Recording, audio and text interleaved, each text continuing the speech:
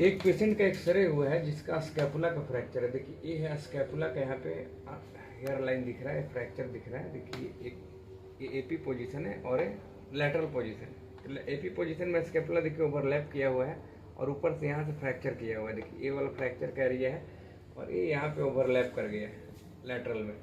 ऊपर देखिएगा तो एक्रोमियम फोसा दिख रहा है, यहाँ पे ये क्लेविकल बोन है और यहाँ पे थोड़ा रिब्स का भी फ्रैक्चर लग रहा है।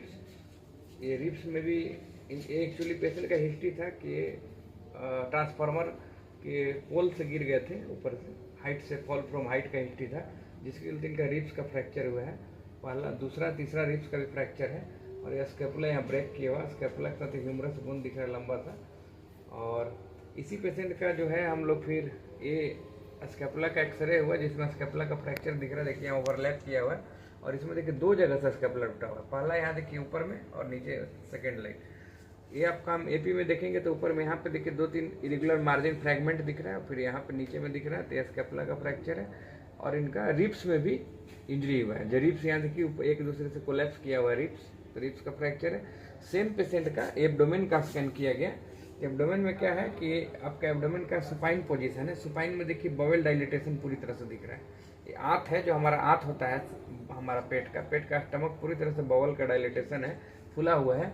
तो ये हम लोग बवेल में परफोरेशन देखने के लिए, ऑब्स्ट्रक्शन देखने के लिए इरेक्ट पोजीशन करते थे। ये देखिए इरेक्ट पोजीशन है। पेशेंट पूरा तरह नहीं बैठ पाया, मतलब हल्का बैठा, क्योंकि पेशेंट पूरी तरह से ऑक्सीजन मास्क में सांस लेने में तकलीफ था। इसका 3 एयर बबल 3 से ज़्यादा होना चाहिए परफोरेशन के लिए या ऑब्स्ट्रक्शन के लिए 3 से ज़्यादा होना चाहिए। 1 2 3 है, लेकिन ये पूरी तरह से हम ऑब्स्ट्रक्शन नहीं बोल सकते हैं क्योंकि 3 ही लग रहा है और 3 क्लियर नहीं दिख रहा है, विजुअलाइज क्लियर नहीं है, इसलिए अपना ऑब्स्ट्रक्शन नहीं बोल सकते हैं।